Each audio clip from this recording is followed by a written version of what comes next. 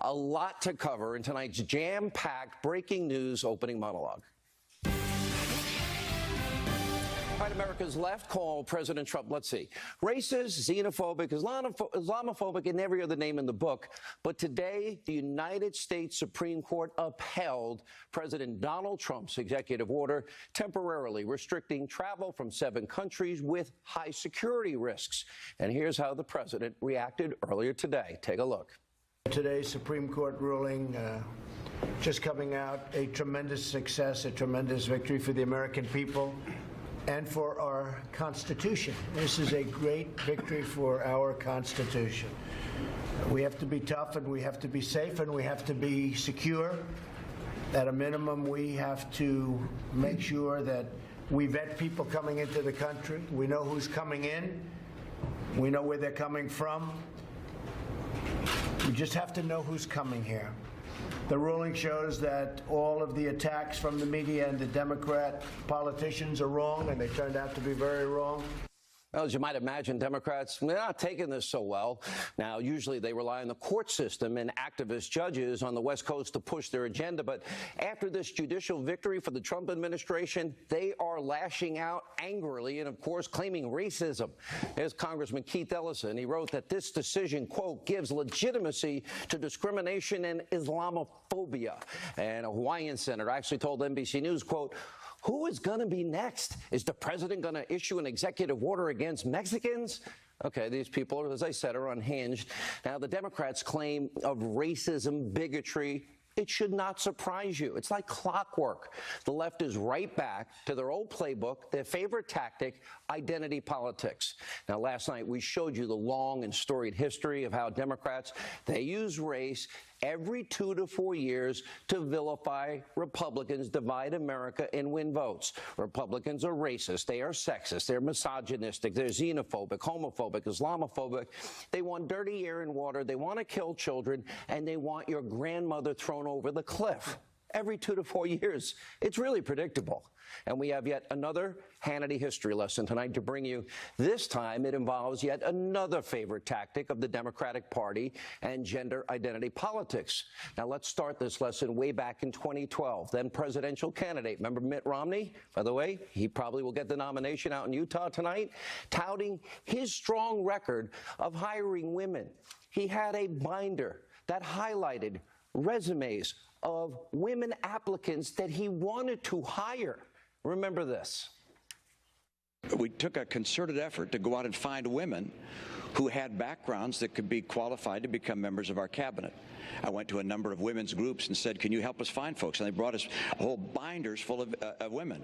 I was proud of the fact that after I staffed my cabinet and my senior staff, that the University of New York in Albany did a survey of all 50 states and concluded that mine had more women in senior leadership positions than any other state in America.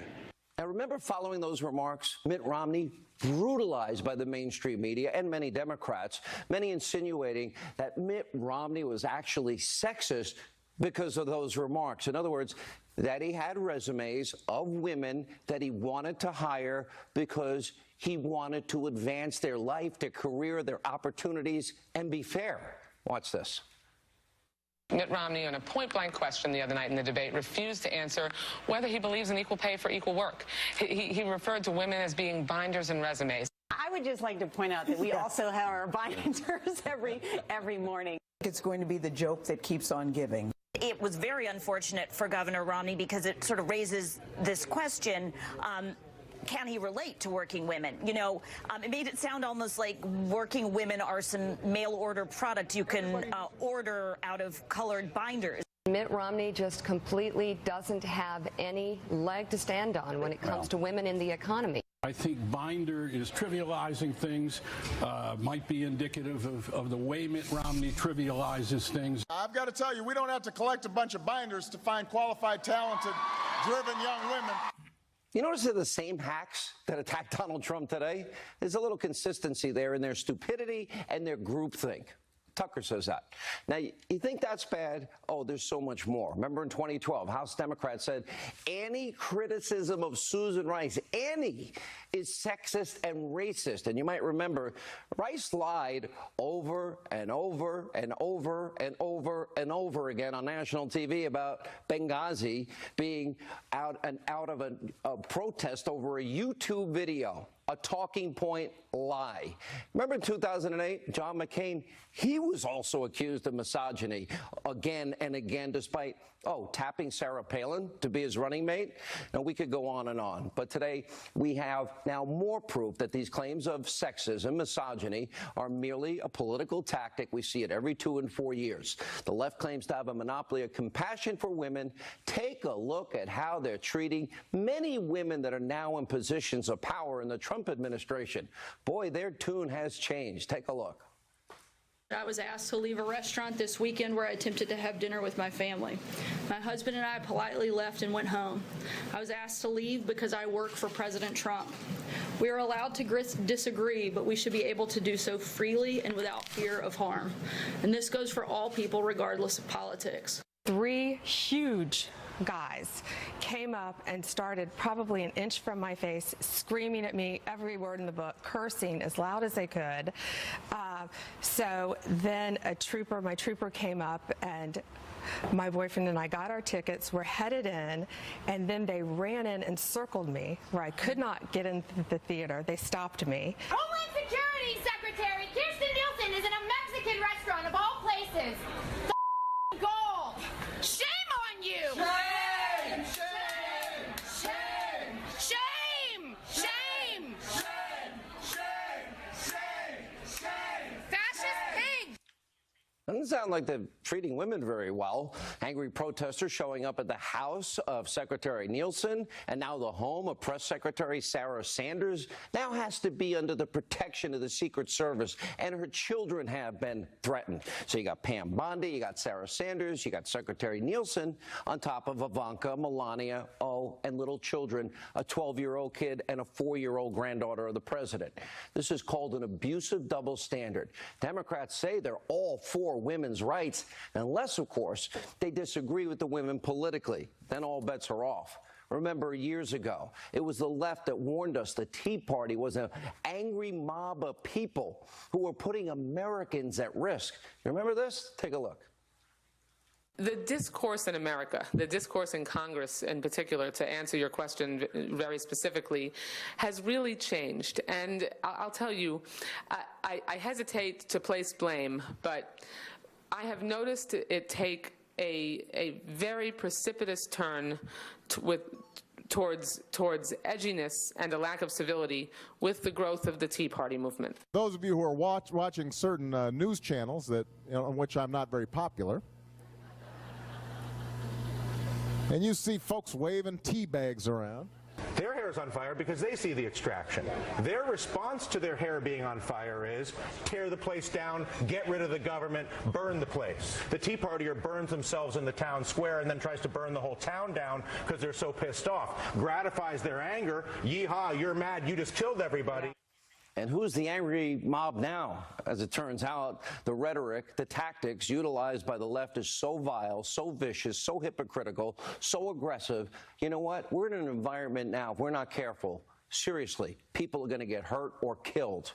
Now, of course, today, the ringleader of all the anti-Trump hatred is none other than Congresswoman Maxine Waters, the head of the Democratic Party.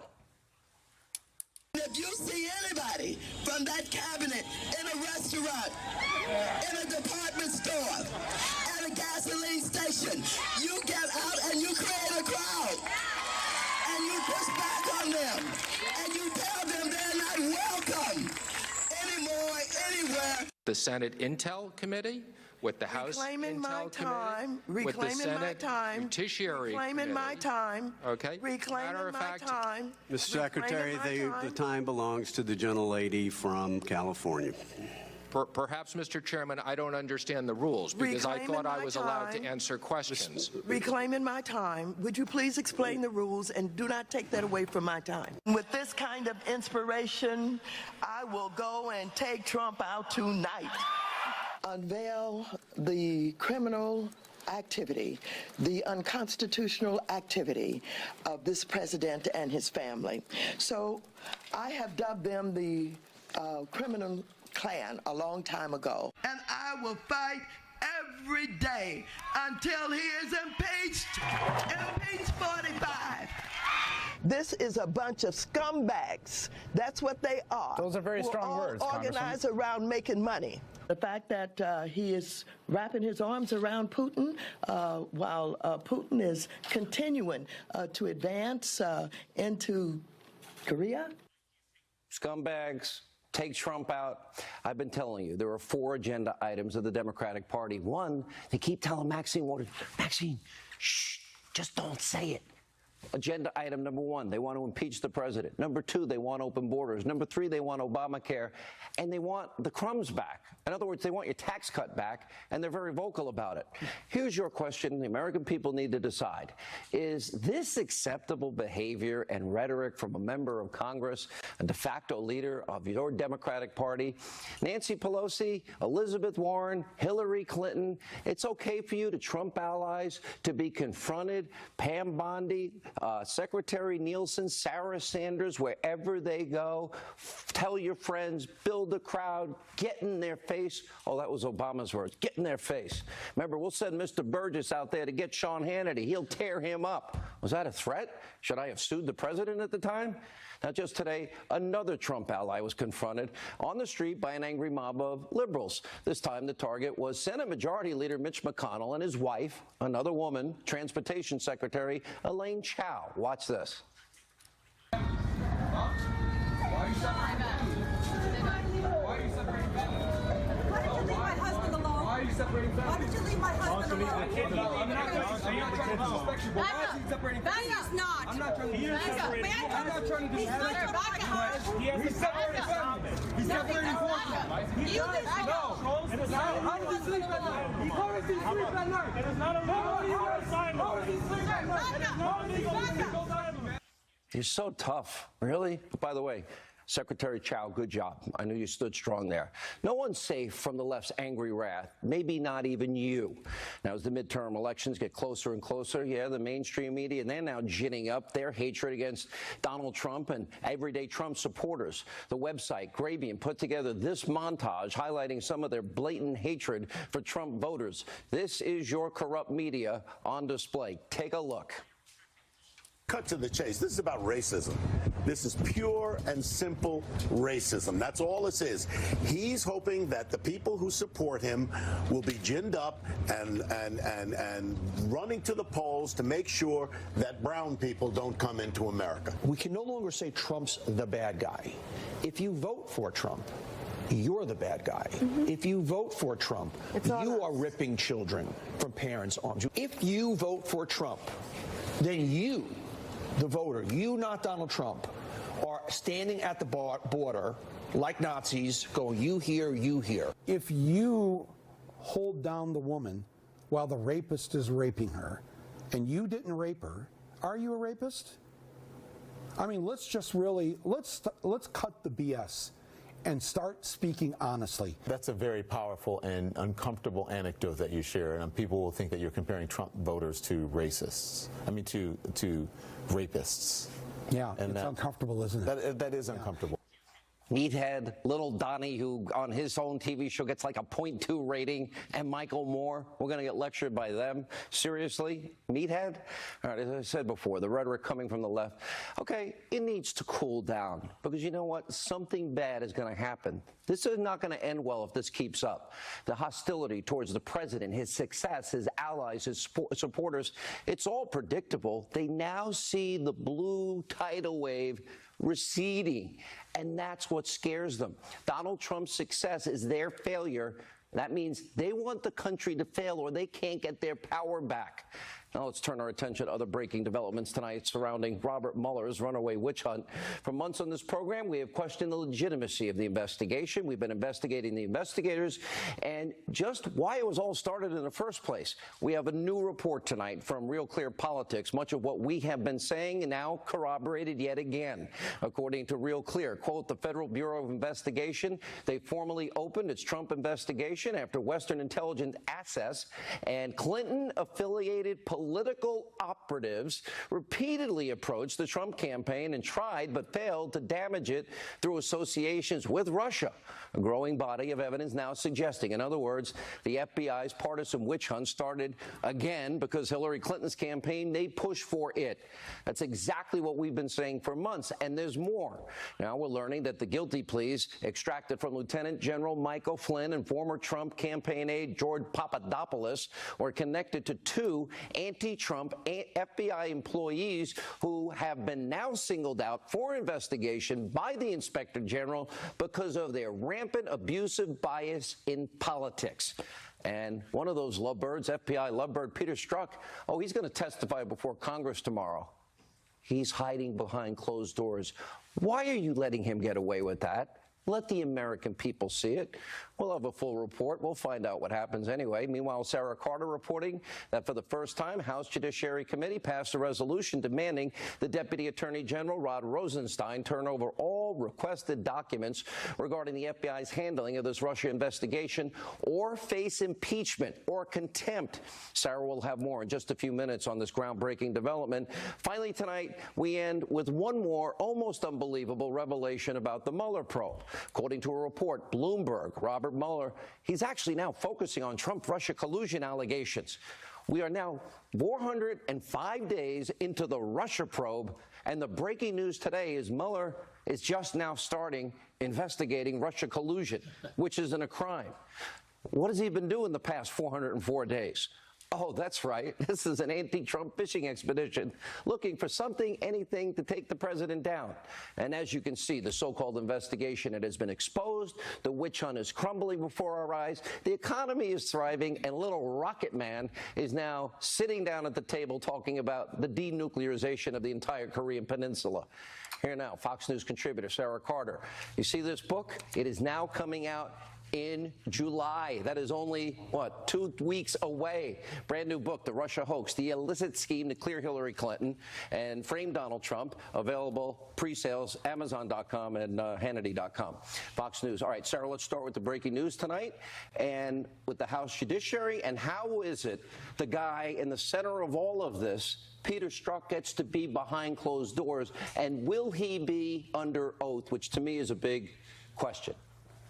Yeah, it's a huge question. And let me tell you something, Sean. Tomorrow, when he gets behind those closed doors, he is going to be grilled. I've spoke to a number of lawmakers today that have said they're not going to let Peter Strzok just try to skate by. They're going to ask the tough questions. And believe me, there are a lot of tough questions that he needs to answer. Peter Strzok was in the middle of the Russia investigation, in the middle of the Hillary Clinton server investigation. He was the lead investigator, and he needs to do a lot of explaining.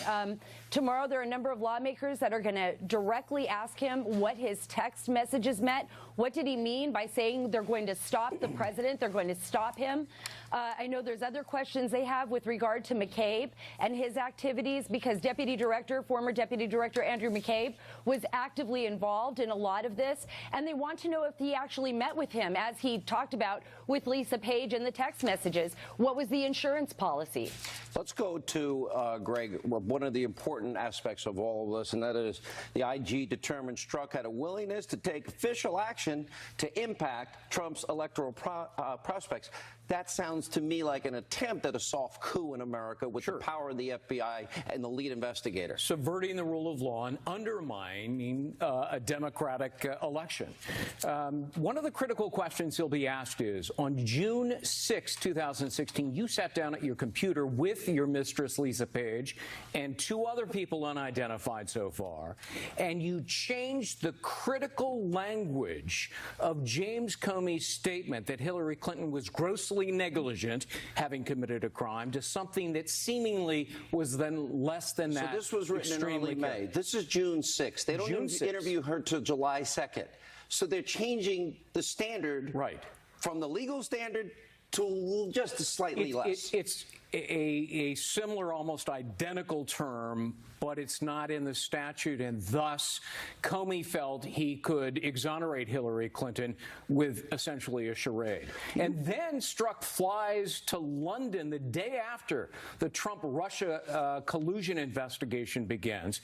Who did he meet with? Christopher Steele? Did you talk about the dossier? Did you already have the dossier? Did he give it to you?